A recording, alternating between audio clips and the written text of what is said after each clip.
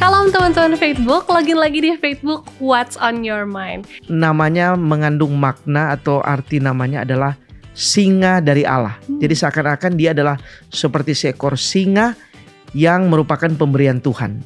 Jadi menarik memang bahwa seorang dengan latar belakang keluarga yang cukup, kemudian dinubuatkan menjadi pemimpin dan benar-benar menjadi pemimpin.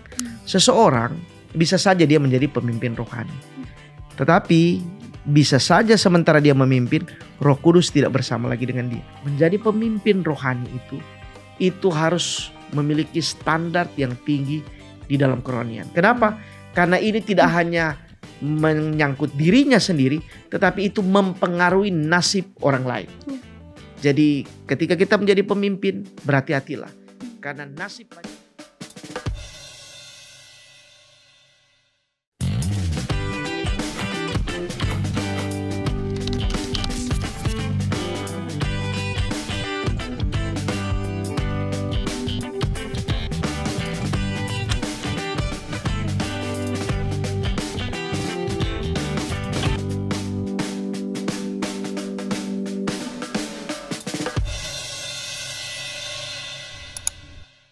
Shalom teman-teman Facebook, login lagi di Facebook What's on Your Mind. Kita sudah ada di episode baru. Semoga teman-teman semua dalam berkat dan lindungan Tuhan. Seperti biasa teman-teman, di Facebook ini kita akan membahas tokoh-tokoh Alkitab yang menginspirasi. Dan sebelum kita akan memulaikan episode ini, aku tidak bosan-bosan untuk mengingatkan teman-teman semua untuk login dengan cara subscribe di channel YouTube dari Facebook ini dan juga follow semua sosial media dari Hope Channel Indonesia. Dan apabila juga nih, teman-teman semua memiliki tokoh-tokoh Alkitab yang secara khusus ingin teman-teman bahas, teman-teman boleh leave komentar di bawah. Nah, saat ini kita akan segera memulaikan episode kita, namun sebelumnya kita akan mengikuti video yang satu ini.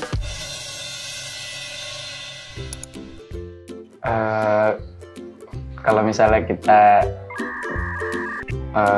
aku nih nikah sama adik kamu, mama kamu itu jadi apa? Mantu aku. Ah ya, Oke. Lanjut. Oke. Nih, kalau misalnya kita menang dari salah satu perlombaan, itu kita dapat apa?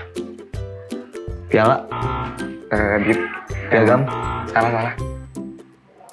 sertifikat, Nggak salah. Kayak classmate kita misalnya kalau menang dapat apa gitu? hadiah. Iya, benar. Oke. Nice. Guru sejarah kita. Kaleb. Iya, benar. Mister Kaleb. Oh.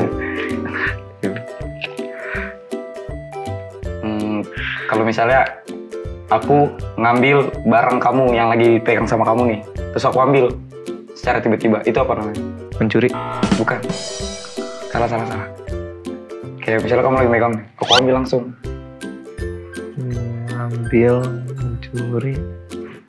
Langsung aku ambil. Apa ngomong-ngomong?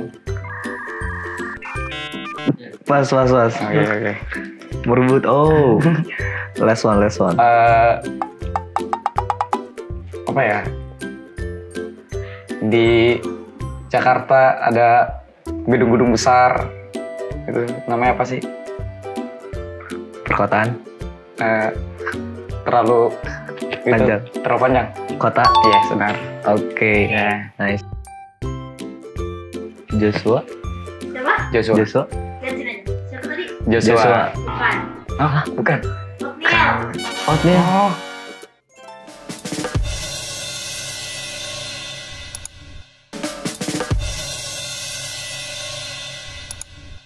Login lagi di Facebook What's on Your Mind. Nah teman-teman, kita sudah saksikan ya videonya bersama-sama.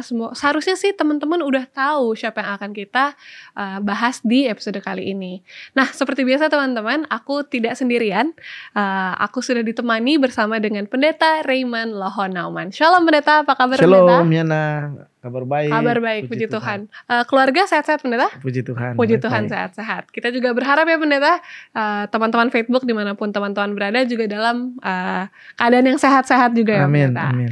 Nah Pendeta, saat ini Kan kita sudah lihat ya pendeta video yang sebelumnya. Seharusnya sih teman-teman Facebook udah tahu siapa yang akan kita bahas di episode kali ini. Cuman pendeta boleh ingatkan kembali pendeta siapa yang akan kita bahas di episode kali ini? Ya, kita akan bahas seorang hakim yang terkenal karena dialah hakim yang pertama, Othniel. Othniel. Kita akan bahas tentang Othniel. Oke pendeta, seperti biasa nih pendeta. Sebelum kita akan memasuki kisah dari seseorang tokoh yang kita akan bahas, kita mau tahu nih pendeta, sebetulnya arti namanya itu satu, terus Othniel ini kan sepertinya jarang ya pendeta dibahas di khotbah-khotbah ataupun cerita-cerita anak-anak. Siapa Othniel ini dan dia berasal dari mana sih pendeta? Baik, barangkali memang betul seperti yang disampaikan oleh Yana, bahwa Othniel ini tidak terlalu terkenal. Tetapi jika kita meneliti satu persatu hakim-hakim yang ada di Alkitab, hampir semua mereka kecuali mungkin Simpson ya, yang sangat terkenal ya. Rata-rata hakim-hakim itu memiliki informasi yang sedikit. Itu sebabnya mereka tidak terlalu banyak dibicarakan. Tidak seperti nabi-nabi atau tokoh-tokoh Alkitab lainnya. Namun ada yang menarik dari Othniel. Yang pertama adalah dari nama dan dari mana dia berasal. Othniel ini namanya mengandung makna atau arti namanya adalah singa dari Allah. Jadi seakan-akan dia adalah seperti seekor singa yang merupakan pemberian Tuhan. Ayahnya seorang yang bernama Kenas yang memiliki arti hunter, pemburu. Jadi kalau lihat dari nama ini kelihatan bahwa ini orang yang hebat ya. Paling tidak dia adalah seorang pendekar yang luar biasa. Dan memang dalam kehidupannya nampaknya seperti itu.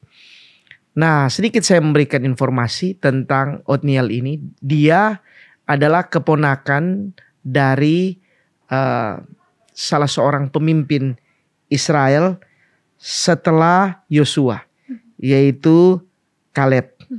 Jadi Kaleb itu adalah paman dari Othniel. Kita tahu siapa Kaleb, seorang pemimpin yang bersama dengan Yosua. Maksud saya pemimpin yang menggantikan Musa bersama-sama dengan Yosua.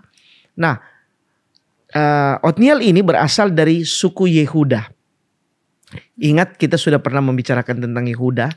Dan Yehuda sendiri disebut sebagai singa. Atau ayahnya pada waktu hampir meninggal, Yakub mengatakan bahwa Yehuda anaknya itu bagaikan singa. Yesus sendiri disebut Lion of Judah atau singa dari Yehuda. Nah, perhatikan tadi saya sudah katakan Othniel namanya singa dari Allah. Kemudian dia berasal dari Yehuda. Yehuda disebut oleh Yakub sebagai seekor atau bagaikan seekor singa. Yesus sendiri disebut singa dari Yehuda. Nah, dalam kata-kata terakhir yang disampaikan oleh Yakub, dia membayangkan atau memberikan seakan-akan sebuah pesan atau pernyataan bahwa Yehuda bakal akan jadi pemimpin, bukan Ruben, tetapi Yehuda. Dan benar, kita dapati bahwa pemimpin-pemimpin atau raja-raja Israel itu datang dari suku Yehuda yang dimulai dari Daud. Daud datang dari suku Yehuda, kemudian keturunannya menjadi pemimpin atau menjadi raja Israel. Jadi benar-benar nubuatan Yakub itu terwujud pertama kali dalam zaman pemerintahan hakim-hakim ketika Othniel diangkat menjadi hakim yang pertama. Dia berasal dari suku Yehuda. Jadi menarik memang bahwa seorang dengan latar belakang keluarga yang cukup kemudian dinubuatkan menjadi pemimpin dan benar-benar menjadi pemimpin. Ya. Oh, jadi itu ya pendeta latar belakang dari seorang Othniel ini. Cuman tadi pendeta sempat mention bahwa Othniel ini kan menjadi hakim atau menjadi bisa dibilang pemimpin. Iya, betul. Yang memang suku Yehuda juga sudah dinubuatkan oleh Yakub untuk menjadi pemimpin gitu pendeta dari bangsa Israel. Tapi yang aku ingin tanyakan saat ini, kira-kira sebelum Othniel memimpin bangsa Israel, kira-kira Israelnya sendiri itu pendeta keadaannya lagi seperti apa? Apakah baik-baik aja atau seperti apa pendeta? Ya, ini menarik untuk dibahas ya, sebab nanti ketika kita membahas tentang para hakim, kita akan temukan siklusnya hampir sama. Jadi ada pemimpin yang muncul, kemudian Israel nampak setia, Kemudian setelah beberapa waktu pemimpin itu meninggal. Dan setelah pemimpin itu meninggal, orang Israel berubah tidak setia. Kemudian setelah itu akan ada masalah atau konsekuensi dari ketidaksetiaan mereka. Akan terjadi masalah, mungkin mereka akan ditindas atau ada sesuatu terjadi. Kemudian nantinya orang Israel akan meminta kepada Tuhan. Dan kemudian Tuhan akan mengirimkan mereka pemimpin yang baru. Nah, siklus ini selalu berulang-ulang. Terjadi sepanjang sejarah hakim-hakim. Nah, sekarang saya ingin, Yana mungkin boleh baca apa yang dituliskan di dalam buku Hakim-Hakim 3 ayat yang ke-7.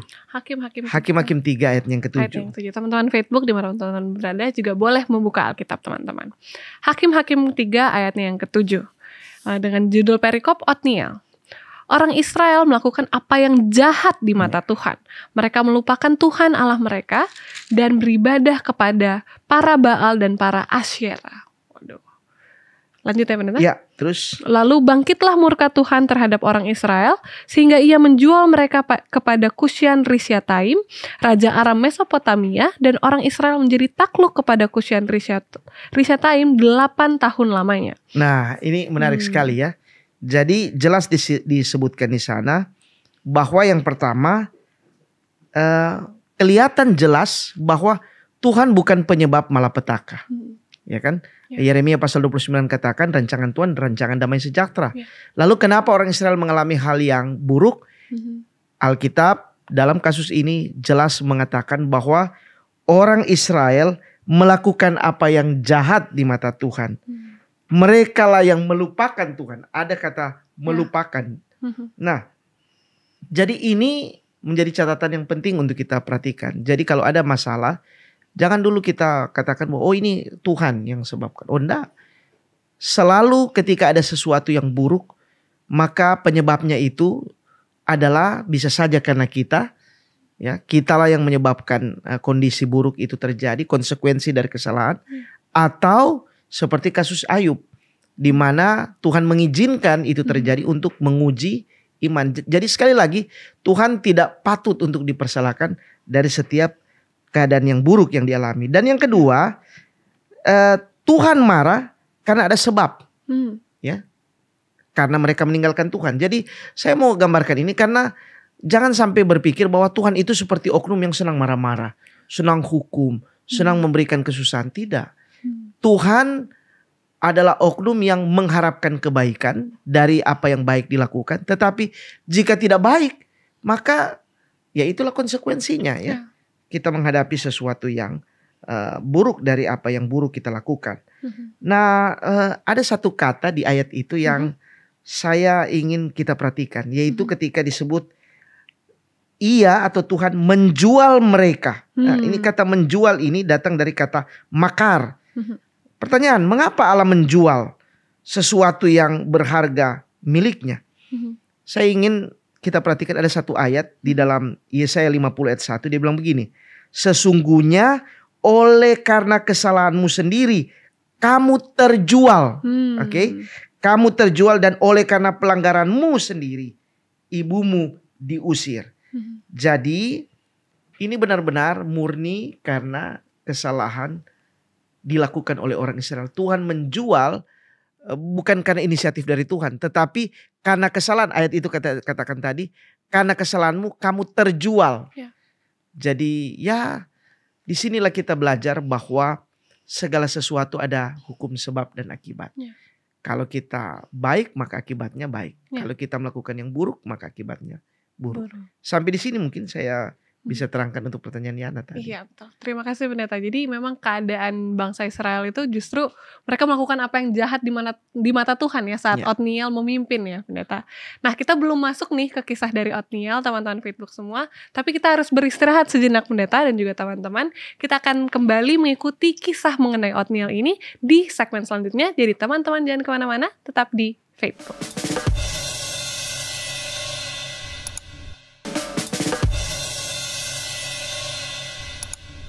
Lagi-lagi di Facebook, What's on your mind? Nah, pendeta dan juga teman-teman, tadi kita sempat terputus ya pendeta. Bagaimana pendeta berikan latar belakang ketika Otniel memimpin, bangsa Israel itu melakukan apa yang jahat di mata Tuhan, pendeta. Maksudnya sebelum Otniel Oh ya, memimpin. sebelum Otniel memimpin, dia bangsa Israel melakukan apa yang jahat di Ya, mata Tuhan. betul. Sehingga dalam tanda kutip Tuhan menjual bangsa itu ke bangsa Israel ke Kushan Rishyataim selama 8 tahun lamanya. Nah, saat ini pendeta, yang aku ingin tanyakan ke pendeta, apakah setelah Allah memberikan hukuman quote unquote Israel menjadi sadar, atau apa yang mereka lakukan justru pendeta? Nah, ini yang menarik kita perlu bicarakan di sini. Yang pertama adalah bahwa sekali lagi kita perlu melihat bahwa Allah itu sebagai Bapa yang baik. Ya, sama seperti ayah kita yang senang akan hal-hal yang positif, demikian juga dengan Allah.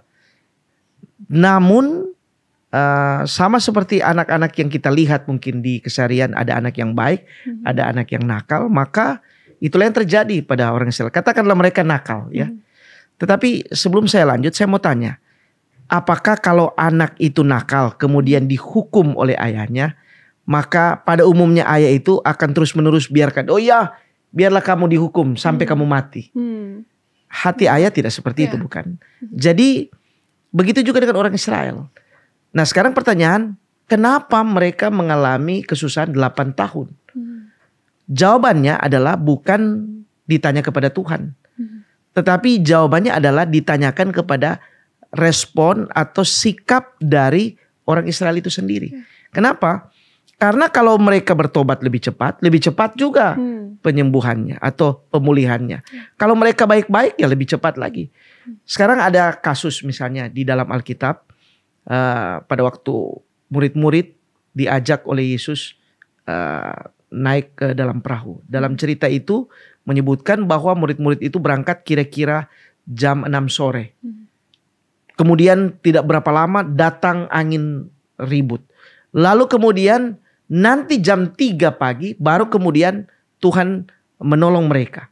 Nah, pertanyaan, kenapa dari jam 6 dan kemudian sampai jam 3. Kenapa tidak lebih cepat? Kenapa tidak hanya 1 jam, 2 jam? Dalam cerita itu jelas begini mengatakan bahwa setelah berjam-jam mereka berusaha, baru kemudian mereka minta bantuan Tuhan. Jadi andaikan mereka lebih cepat pertolongan. Kembali lagi kepada orang Israel. Kenapa 8 tahun? Ya mungkin karena 8 tahun itu mereka anggap mereka masih bisa atasi, mereka masih bisa menyelesaikan. Nah, tetapi kemudian akhirnya mereka menyerah dan mereka minta bantuan Tuhan. Nah, hal yang kedua adalah saya juga ingin mengatakan bahwa di setiap tindakan disiplin Tuhan itu selalu memiliki nilai pendidikan dan ada batas waktu. Jadi Tuhan itu seperti seorang dokter. Dokter itu biasanya ketika ada seorang datang kemudian meminta pengobatan, maka dia akan memberikan obat dosis tertentu dengan harapan setelah obat itu selesai, maka sakitnya selesai.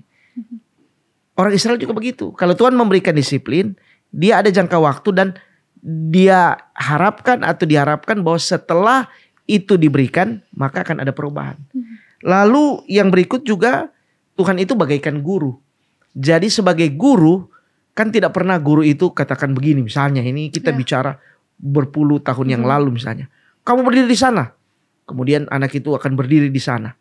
Apakah sepanjang hari bahkan keesokan harinya guru itu membiarkan anak itu berdiri di sana? Tidak. Dan setelah berdisiplin, apakah diharapkan anak itu kembali nakal? Tidak. Dia berharap bahwa setelah menerima disiplin, anak itu berubah. Allah juga begitu. Setelah terjadi sesuatu yang buruk, orang Israel belajar di sana dan berubah. Dan ketika orang Israel meminta, maka Tuhan akhirnya memberikan hakim. Itulah Otniel. Dan terbukti mereka berubah. 40 tahun mereka jadi baik. Jadi begitulah Tuhan terhadap umatnya. Dia tidak segan-segan menghukum, tapi dia juga tidak membiarkan umatnya itu terus-menerus terhukum. Ya itu. Nah, berarti bisa dibilang ya pendeta, kadang sebagai manusia kita lama gitu minta bantuan Tuhan. Dan tadi pendeta sempat bilang bahwa ketika ada Otniel, akhirnya mereka bisa berubah. Berarti bisa dibilang Otniel adalah oknum atau seorang yang diberikan Tuhan setelah mereka sadar. Nah, setelah mereka Jadi waktu sadar. mereka tahu bahwa aduh tidak ada lagi pertolongan, mereka berseru kepada Tuhan. Tuhan akhirnya memberikan Tuhan akhirnya berikan penolong. Othniel. Nah, Othniel ini kunci kesuksesannya apa, pendeta? Kok bisa dia memimpin akhirnya sebuah bangsa yang ya bisa, kita selalu tahu bangsa Israel ini tuh bangsa yang keras kepala itu, pendeta. Ya, memang kadang kita menggambarkan kesuksesan seorang pemimpin itu dilihat dari apa yang dia miliki. Skillnya, leadershipnya, Ya. kemampuan di dalam memimpin, itu selalu yang mungkin kita pikirkan. Tetapi dalam kasus pemimpin-pemimpin rohani, semua kecakapan kita sebagai pemimpin itu nomor sekian.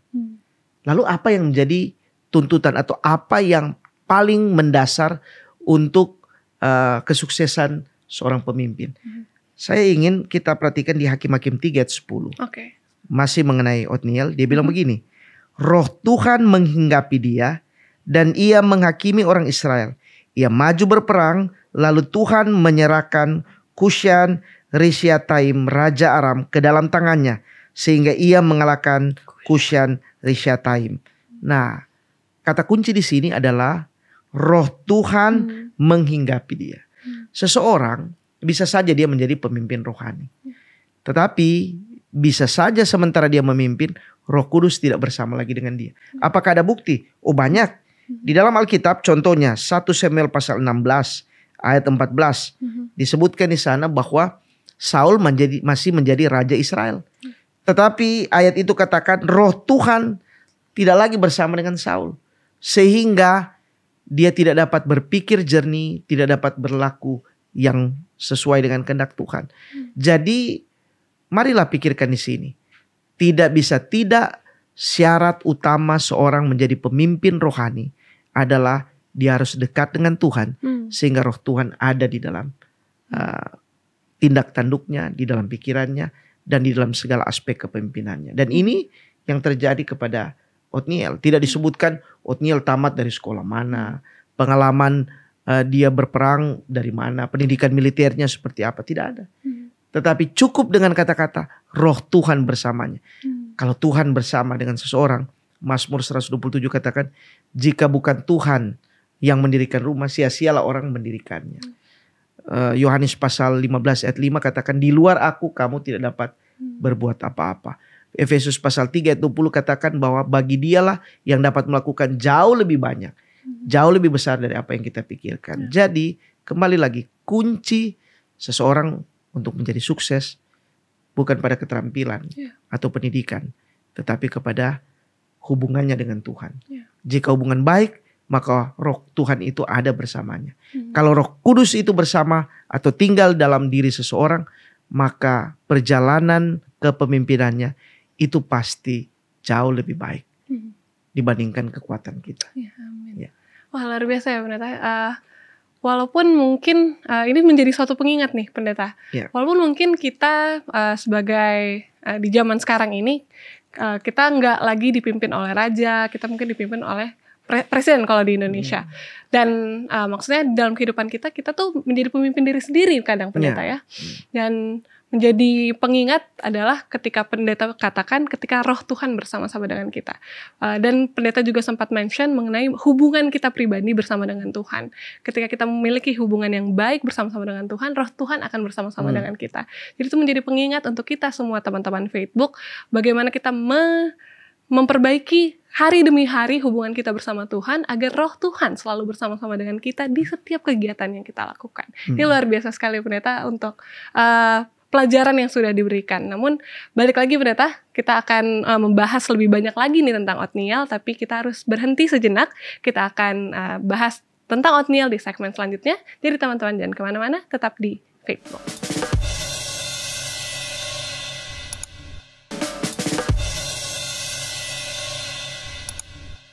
login lagi di Facebook What's on Your Mind.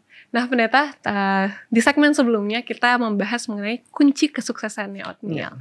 Di mana dibilang pendeta jelaskan bahwa roh, dan di dalam Alkitab pun bilang bahwa roh Tuhan itu menghinggapi Othniel sehingga dia bisa dalam tanda kutip sukses memimpin bangsa Israel. Nah yang saat ini aku mau tanyakan kepada pendeta adalah bagaimana keadaan orang Israel selama pemerintahan Othniel ini pendeta? Ya.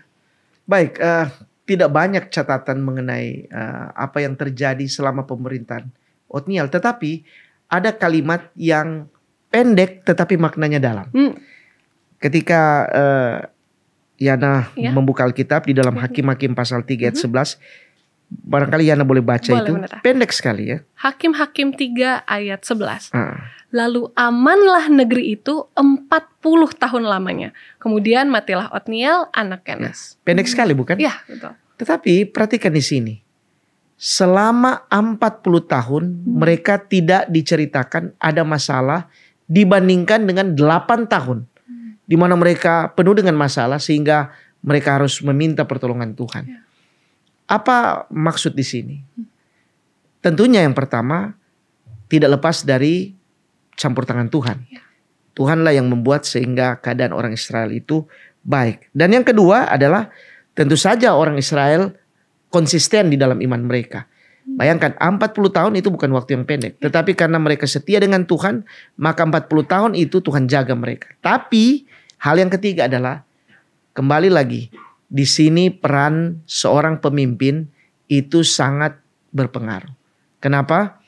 Karena dengan adanya kepemimpinan seperti atau sekelas Othniel yang tadi saya katakan rohani, kemudian mungkin banyak penyerahan kepada Tuhan, maka ini mempengaruhi keadaan orang Israel. Saya pernah mendengar peribahasa orang Prancis. Ya. Orang Prancis mempunyai peribahasa yang kira-kira dalam bahasa Indonesianya adalah seperti ini. Jika ingin melihat keadaan seluruh ikan itu, maka tidak perlu kita periksa mulai dari ekor, badannya, tetapi cukup kita buka bagian atas kepalanya. Maka kalau seandainya terlihat di kepala itu buruk, maka seluruh yang ada di bawah itu dalam tubuh ikan itu pasti busuk. Tapi kalau seandainya dia kelihatan segar, maka atasnya maksudnya segar, maka seluruh ikan itu pasti dipastikan itu segar. Jadi pemimpin itu adalah gambaran yang dia pimpin. Apa yang terjadi kepada yang dia pimpin itu menggambarkan pemimpin. Jadi dua hal ini saling berhubungan. Jadi kembali lagi, kalau seandainya Othniel ini buruk, maka keadaan orang Israel selama 40 tahun itu sangat buruk. Tapi karena Othniel ini baik, maka 40 tahun itu baik. Ya taruhlah kita berbicara di sini contoh misalnya ada Salomo. Salomo seorang yang memerintah selama 40 tahun. 1 Raja-Raja 11 ayat 42 katakan 40 tahun dia memerintah. Tetapi dalam catatan 40 tahun itu tidak seluruhnya dia memerintah dengan baik. Karena ada waktu di mana dia tidak setia kepada Tuhan. Begitu juga Ahab. Dia hanya 20 tahun. Tapi Ahab melakukan apa yang tidak benar. Sehingga keadaan orang Israel sangat buruk. Jadi kembali lagi. Menjadi pemimpin rohani itu harus memiliki standar yang tinggi di dalam kerohanian. Kenapa? Karena ini tidak hanya menyangkut dirinya sendiri, tetapi itu mempengaruhi nasib orang lain. Jadi ketika kita menjadi pemimpin, berhati-hatilah. Karena nasib banyak orang, sadar atau tidak, tergantung pada diri kita. Dan Othniel adalah pemimpin yang baik. Karena buktinya 40 tahun orang Israel bisa hidup dalam keadaan yang baik. Iya, itu benar. Oke, ternyata memang di zaman Israel itu pemimpin itu sangat berpengaruh besar ya pendeta bagi suatu bangsa, apalagi pada zaman bangsa Israel. Nah saat ini pendeta yang aku ingin tanyakan, apa ada informasi tambahan lain mengenai Othniel ini pendeta? Ya sama seperti saya katakan di awal tadi, hampir semua hakim-hakim di dalam buku Hakim-Hakim itu informasinya sedikit. Tidak ada catatan mengenai kapan dan di mana Othniel lahir.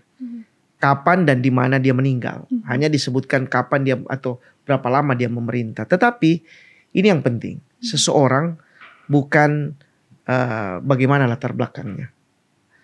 Orang tidak pernah akan bertanya siapa kita, dari mana kita, agama apa kita. Orang hanya melihat bahwa apa yang kita tunjukkan dalam kehidupan ini. Seringkali ada ungkapan katakan begini. Tidak perlu engkau membicarakan tentang agamamu. Tetapi hidupkanlah agamamu, maka itu menjadi penunjuk siapa dirimu dan siapa atau apa agamamu. Hari ini orang kadang-kadang berbicara tentang, oh saya ini seperti ini, saya datang dari agama ini, saya seperti ini, saya aktif di gereja dan lain sebagainya. Tetapi ketika sikap kita buruk terhadap orang, orang tidak pernah akan berpikir tentang agama. Atau malah sesuatu yang buruk nanti orang berpikir tentang agama ketika sikap kita buruk. Ya. Jadi kembali lagi kepada Othniel. Orang tidak pernah bertanya tentang Othniel. Othniel siapa bapakmu? Kamu sekolah apa? Nah, hari-hari ini kadang-kadang orang membicarakan lebih banyak tentang ijazah. Dari mana dia? Orang lupa bahwa hal-hal seperti ini itu memang penting. Tetapi bagi manusia, manusia tidak hanya diukur dari ijazahnya. Tapi manusia itu diukur dari apa yang dia lakukan kepada sesama manusia yang lain. Di dunia ini banyak orang tidak punya ijazah. Tapi orang kenang dengan sangat baik. Kenapa? Dia melakukan hal yang baik di dalam kehidupannya bagi orang lain. Katakanlah orang tua kita mungkin. Mereka tidak tamat sekolah tinggi. Tapi kita menjadi orang yang baik dan dikenal orang. Apakah itu bukanlah merupakan satu kredit terhadap orang tua kita? Padahal mereka tidak sekolah tinggi barangkali. Tidak sehebat kita dalam hal pendidikan. Tetapi sebaliknya. Ketika anak-anak atau kita melakukan hal yang buruk. Maka apa artinya sekolah? Apa artinya pendidikan? Apa artinya latar belakang? Ketika banyak hal yang buruk yang kita. Banyak di penjara saat ini. Orang-orang yang memiliki pendidikan yang tinggi. Tetapi apa yang mereka lakukan terhadap kemanusiaan? Tidak ada. Itu bahkan buruk. Itu sebabnya mereka ada di penjara. Jadi kembali lagi. Othniel barangkali saya mau katakan tidak penting apa yang terjadi di masa lalunya. Tetapi cukup dengan kata-kata selama 40 tahun orang Israel aman. Kita sudah mendapat gambaran seperti apa kualitas seorang Othniel. Karena bisa memimpin satu bangsa dalam jangka waktu yang panjang dengan sangat baik. Betul pendeta. Dan lagi-lagi ini menjadi pengingat ya pendeta bahwa setiap orang kalau di dalam hal ini Othniel punya pengaruh ya pendeta, pengaruh yang baik ataupun buruk. Ketika pendeta bilang bahwa perbuatan kita entah itu baik atau buruk pasti akan punya pengaruh terhadap orang lain. Dalam hal ini Othniel berperilaku yang baik karena roh Tuhan bersama-sama dengan dia. Akhirnya bangsa Israel 40 tahun lamanya tenang, tidak ada hal-hal yang jahat yang dilakukan oleh bangsa Israel. Dan itu menjadi pengingat untuk kita semua untuk setiap harinya membangun hubungan bersama dengan Tuhan agar roh Tuhan bersama-sama dengan kita. Dan setiap hari dalam kehidupan kita mempunyai pengaruh-pengaruh yang baik juga terhadap orang-orang di sekitar kita. Mungkin tidak seperti Othniel yang memimpin suatu bangsa yang besar, tapi mungkin orang-orang sekitar saja ya pendeta. Di dalam kehidupan kita sehari-hari, mungkin di kantor atau di sekolah atau dimanapun tempat kita ditempatkan. Nah saat ini pendeta, aku ingin secara singkat saja tahu mengenai pandangan pendeta tentang Othniel nih pendeta. Ya, kembali lagi seperti yang saya katakan tadi. Othniel barangkali tidak dikenal sehebat Musa. Di mana informasi tentang Musa itu diceritakan mulai dari dia lahir, tumbuh, besar, kemudian menjadi pangeran di Mesir, dan akhirnya dia lari dari Mesir, kemudian akhirnya menjadi pemimpin. Tidak sepanjang itu. Tetapi apa yang dilakukan Musa hampir sama dengan apa yang dilakukan oleh Othniel. Dilihat dari lamanya waktu. Musa memimpin orang Israel 40 tahun. Sebelum mereka masuk ke tanah Kanaan. Othniel juga memimpin bangsa Israel 40 tahun. Sama-sama 40. Tetapi Othniel barangkali tidak sebanyak Musa informasinya. Tetapi paling tidak dia menjadi bapa atau pemimpin yang baik bagi kaum bangsanya untuk waktu yang panjang. Ya, luar biasa sekali. Dan gak terasa ya pendeta, ini adalah segmen sebelum kesimpulan. Ya. Jadi kita akan mengikuti kesimpulan di next segmen. Teman-teman jangan kemana-mana, tetap di Faithbook.